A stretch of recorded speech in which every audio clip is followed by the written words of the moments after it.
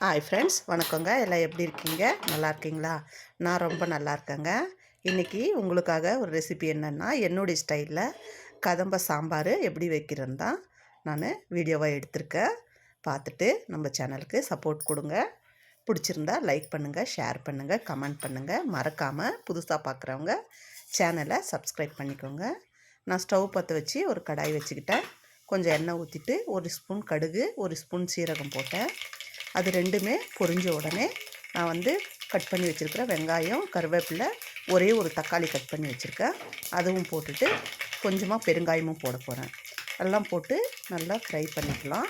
நான் இதுக்கு முன்னாடியே பருப்பு வந்து 150 கிராம் பருப்பில் ஒரு 4 தக்காளி போட்டு வேக வச்சு வச்சுருக்கேன். இப்போ இதை நல்லா ஃப்ரை பண்ணிக்கலாம். அந்த வெங்காயம், தக்காளி, கருவேப்பிலை, பெருங்காயம் போட்டது எல்லாத்தையும். அதுக்கப்புறமா பூண்டு ஒரு 4-5 பல் நசுக்கி போடுறேன் நான். அதுக்கப்புறம் காய்களெல்லாம் நான் கட் பண்ணி வச்சுருக்கேன். அதுக்கு வந்து என்ன எடுத்துக்கிட்டேன்னா, ஒரு 3 கேரட்டு, 3 முள்ளங்கி எடுத்துக்கிட்டேன், 4 கத்திரிக்காய் எடுத்துருக்கேன். எல்லாமே இந்த எண்ணெயிலேயே போட்டுட்டு நல்லா நம்ம காய் நிறம் மாறுற அளவுக்கு வணக்கிட்டு எடுத்துக்கலாம். இதுக்கு வந்து நான் வந்து சாம்பார் பவுடர் தாங்க யூஸ் பண்ணுறேன். கொஞ்சமாக தனி மிளகாத்தூளும் போட போகிறேன். இப்போது இந்த காய்க்கு தேவையான அளவுக்கு உப்பு போட்டுடலாம்.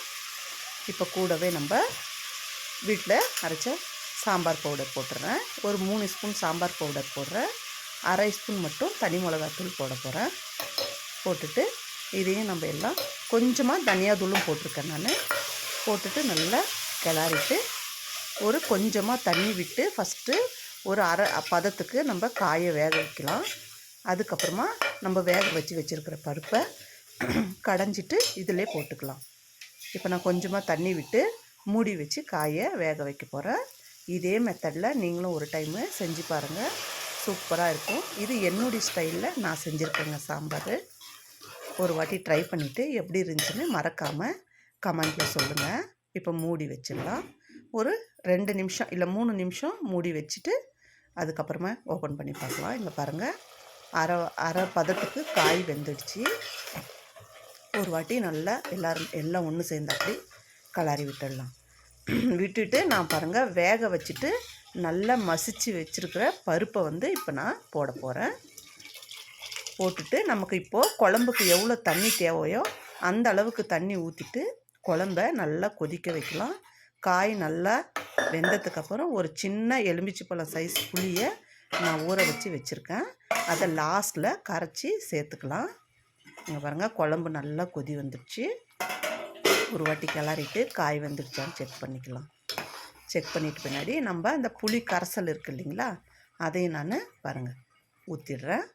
இப்போ இந்த தண்ணி இதுக்கு போதுமானது. இந்த குழம்புக்கு நல்லா கொஞ்சம் திக்காகவும் இல்லை, தண்ணியாகவும் இல்லை, மீடியமாக நல்லா இருக்கும். சாதத்தில் போட்டு பிசைஞ்சு சாப்பிட்லாம், நம்ம தோசைக்கு சாப்பிட்லாம், இட்லிக்கும் சாப்பிட்லாம்.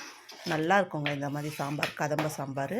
இந்த வார கடைசியில் நம்ம எல்லா காயும் மீந்துடுது, என்ன பண்ண முடியும், கொஞ்சம் கொஞ்சன்றவங்க கூட இப்படி எல்லா காயும் போட்டு, இன்னுமே இதில் நிறைய காய் போடலாம். உருளைக்கிழங்கு போடலாம், முருங்கைக்காய் போடலாம், நிறைய காய் போடலாம். கொத்தவரங்காய், வீட்டவரக்காய் எல்லாமே போட்டு கூட செய்யலாம். சூப்பராக இருக்கும். வெண்டைக்காய் போட்டால் கூட நல்லா இருக்குங்க சாம்பாரில். பாருங்கள், புளி ஊற்றிட்ட பின்னாடி நான் காய் நல்லா வெந்துடுச்சான்னு செக் பண்ண வெந்துடுச்சு. இப்போது நல்ல ஒரு கைப்பிடி ரொம்ப கொத்தமல்லி க்ளீனாக கழுவி கட் பண்ணி வச்சுருக்கேன். அதை வந்து மேலால் தூவிட்டு இப்போ நம்ம ஸ்டவ் ஆஃப் பண்ணிவிட்டு சர்வ் பண்ணுறது தான். சூப்பராக இருக்குங்க. மனம் வந்து அவ்வளோ நல்லா இருந்துச்சு, டேஸ்ட்டும் சூப்பராக இருந்துச்சுங்க. நீங்களும் மறக்காமல் இந்த மாதிரி ஒரு டைமு ட்ரை பண்ணி பார்த்துட்டு எப்படி இருந்துச்சுன்னுட்டு கமெண்ட் பண்ணிவிட்டு நம்ம சேனல் கொஞ்சம் சப்போர்ட் கொடுங்க. இப்போ சர்வ் பண்ணிடலாங்க. நான் ஒரு பவுல் வச்சுருக்கேன், அதில் பாருங்கள் ஊற்றிக்கலாம். காயெல்லாம் நல்லா வெந்து நல்லா இருக்குங்க, சூப்பராக வந்துச்சுங்க, டேஸ்ட்டாக இருக்குது. இந்த வீடியோ உங்களுக்கு பிடிச்சிருக்குன்னு நினைக்கிறேன். புதுசாக நம்ம வீடியோவை யாரன்னா பார்க்குறவங்க இருந்தீங்கன்னா சேனலை சப்ஸ்கிரைப் பண்ணிவிட்டு நம்ம சேனலை சப்போர்ட் கொடுங்க. மெயினாக ஷேர் பண்ணுங்கள், கமெண்ட் பண்ணுங்கள். மறக்காமல் நான் போடுற ரெசிபியை ட்ரை பண்ணி பார்த்துட்டு எப்படி இருந்துச்சுன்னு கமெண்ட்டில் சொல்லுங்கங்க. நான் உங்களை இன்னொரு வீடியோவில் பார்க்குறேங்க. பாய்ங்க.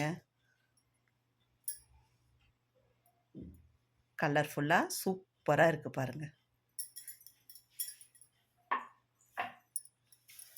Okay bye.